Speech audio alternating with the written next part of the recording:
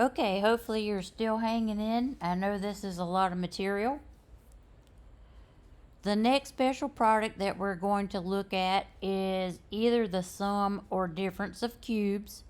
And this one is kind of a beast all to its own. To recognize these, we're going to be looking for two terms again. This time, instead of both of them needing to be perfect squares, they'll both need to be perfect cubes.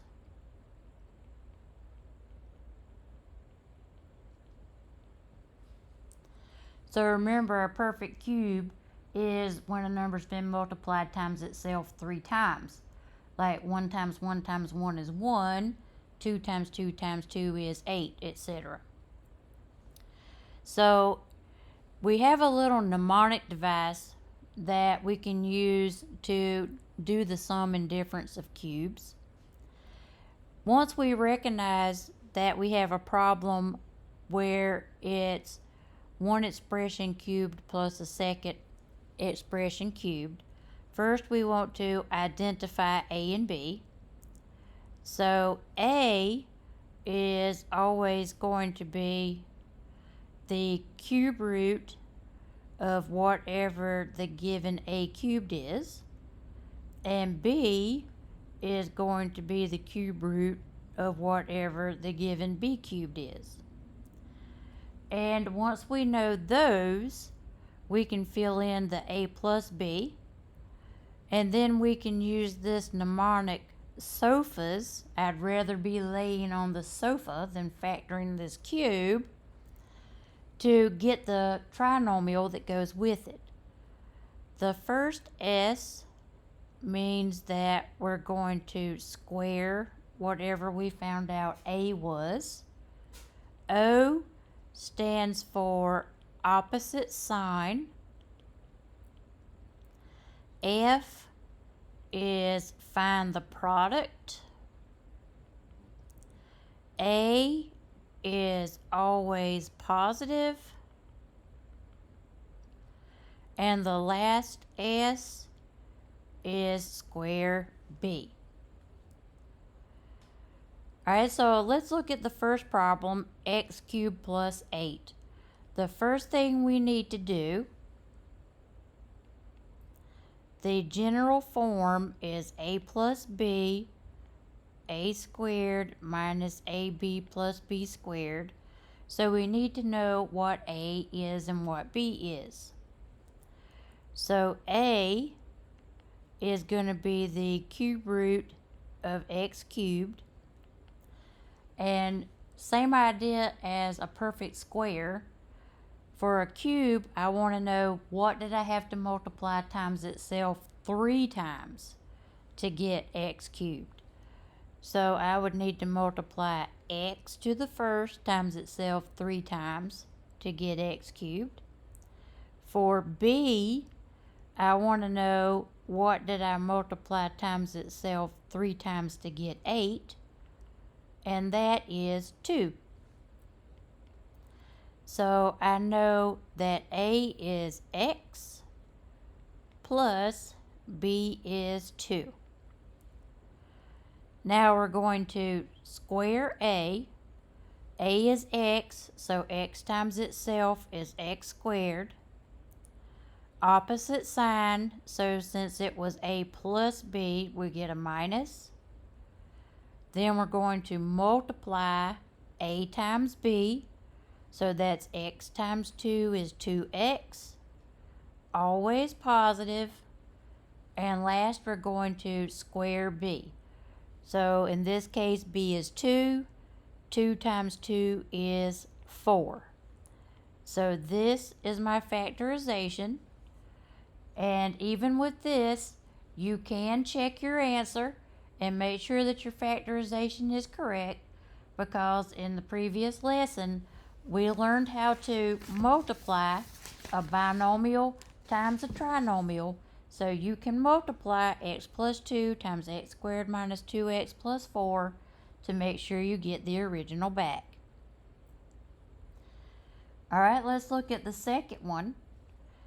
The biggest difference here, of course, we have the minus sign, but also our numbers are a little bit bigger. That's okay. A, we're still going to get by taking the cube root of that first term. So we have a number and a variable this time. So I want to know what I had to multiply times itself 3 times to get 8. That's 2. And then I would have to multiply x times itself 3 times to get x cubed. And then for b, the number I have to multiply times itself 3 times to get 27 is 3. So once I know what my a and b are, I can go ahead and start plugging those in. I know that it's going to be a minus b. And then for the trinomial, we're going to square a. Now be careful this time, a is 2x. So 2x times 2x is 4x squared. Opposite sign, so we get a plus. We're going to multiply a times b. So 2x times 3 is 6x.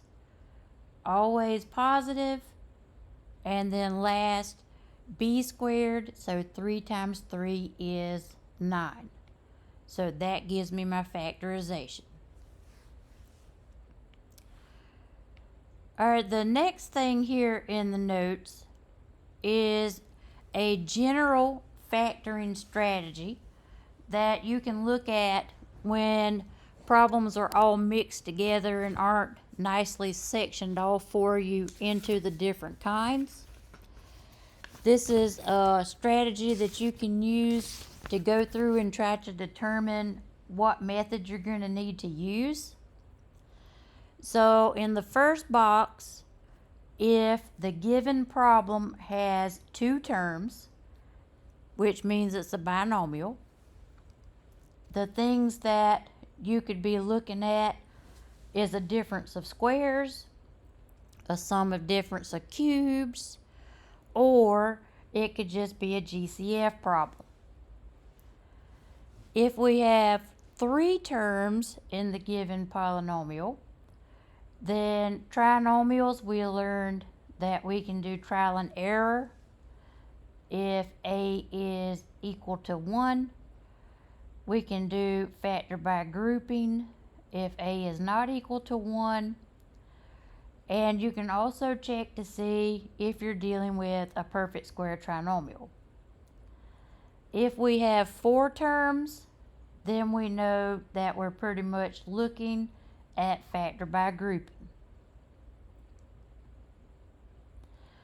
Alright, so this next set of problems, that's basically what I have here, is we've kind of thrown them all together. So we can kind of practice deciding how we would determine what we're going to do. So for this first one, I noticed that I have 3 terms. So if you look at the visual that we just had, if there are 3 terms, that's the one in the middle.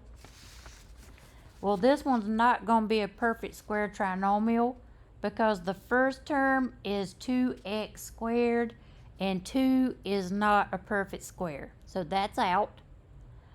So I'm looking at either trial and error or factor by grouping.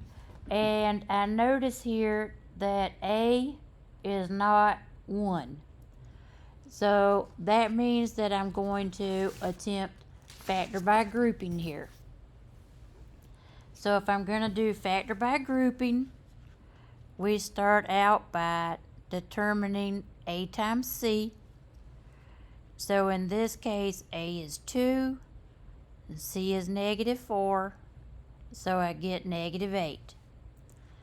Then we start listing the factors of -8. So we would have 1 times -8, -1 times +8, we could have 2 times negative 4, negative 2 times positive 4. And then if we kept going from there, we're going to start getting repetitive factors again. So we need to be able to write b equals negative 7 in terms of the factors we just listed. So the only pair of factors that will give me negative 7 is, luckily enough, the first pair this time, 1 plus negative 8. So if I go back to my original, we're going to be rewriting that middle term, negative 7x, with the factors positive 1 and negative 8. So I'll get positive 1x minus 8x minus the 4. Then we can make our two pairs. For the first pair, I have a GCF of x. That leaves me with 2x plus 1. For my second pair, I have a common 4. And remember, we talked about in the previous lesson when we did grouping that third term has a negative. Most of the time, we will be factoring out a negative. So if I factor out negative 4, that does indeed leave me with 2x plus 1. And you see now I have that common term, 2x plus 1, and my leftovers, x minus 4.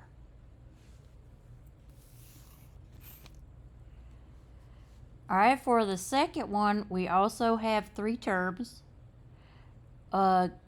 Pretty much dead giveaway to this one that we first need to look for a GCF is, you notice that the third term isn't a constant. It has a squared term. So we have a fourth, a third, and a squared. That's almost guaranteed to have a GCF. So let's look at our numbers. We have 18, 21, and 6. So we need a number that will divide evenly into each one of those. And I think the biggest one is going to be 3. And then when we have a variable, remember we can always take the smallest exponent. So I'm going to start by factoring out that GCF of 3x squared. So that would leave me with 6x squared plus 7x plus 2. Alright, so sometimes when we factor out a GCF, we're done, and the problem is complete. What's left when I pull the GCF out this time is a trinomial. So we're going to need to make sure if that trinomial will factor or not. So we know it's not a perfect square trinomial because 6 isn't a perfect square and neither is 2. And then a is not 1. So if we started by looking at what a times c would give me, 6 times 2 is 12.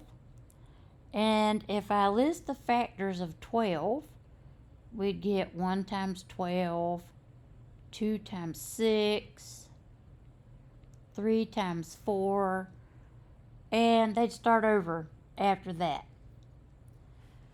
So I would need for one of those pair of factors to add to 7 for this to be factorable. 1 plus 12 is not 7. 2 plus 6 is not 7. 3 plus 4 is 7. So we can rewrite this trinomial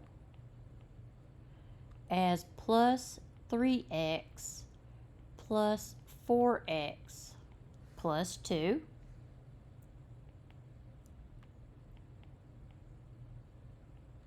And then we would pair these off. So the first set, 6x squared and 3x, those have a common factor of 3x. And that would leave me with 2x plus 1. And the second pair, 4x plus 2, has a common factor of 2, which would also leave me with 2x plus 1. So I'm going to bring down my GCF. And then this was factored by grouping. So I'm going to put my common factor and then my leftovers. And that is my complete factorization. All right, for the third one, we're going to have a similar situation. We got 3 terms again. I got 32x squared plus 48x plus 18. I do have a constant on the end this time, but I believe since those are all even numbers, there's going to be at the very least a GCF of 2. And if you check real quick, I think 2 is actually the largest thing they all have in common. So let's factor out a GCF of 2. And that will leave me with 16x squared plus 24x plus 9.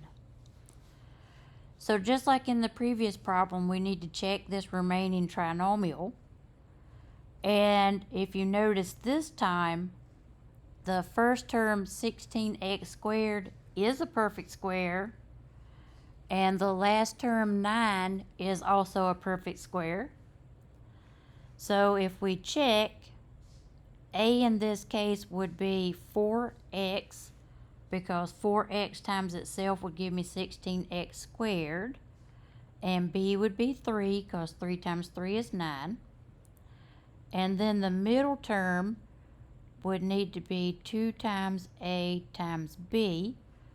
2 times 4x is 8x times 3 is 24x, and that matches my middle term. So we have a perfect square trinomial this time. So we have to keep our GCF out front. If it's a perfect square trinomial, remember we just need a plus b squared. And that's my factorization.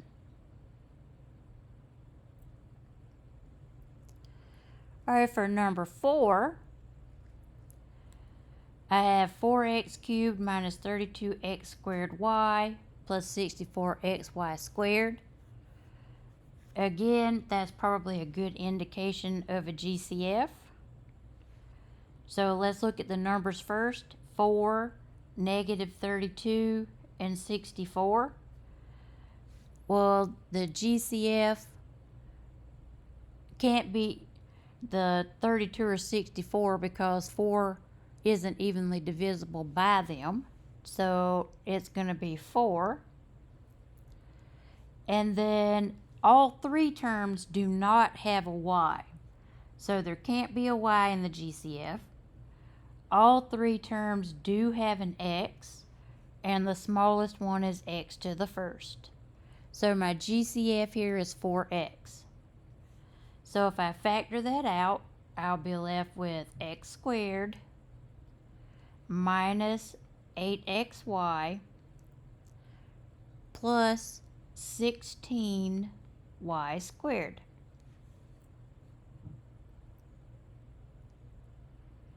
Alright, so if you notice, I do have 2 variables in this one, and we had a problem earlier that had 2 variables. But if you look closely, you'll notice that with the 2 variables, x squared is a perfect square, and so is 16y squared. So we have the possibility of a perfect square trinomial again. So in this case, a would be x, and b would be 4y, since 4y times 4y is 16y squared. So if the middle term, 2 times x times 4y, will give me that 8xy, then we know we have a perfect square trinomial. And it does. 2x times 4y is 8xy. So we know for a perfect square trinomial, it's a, in this case, minus b squared. And that's my final factorization.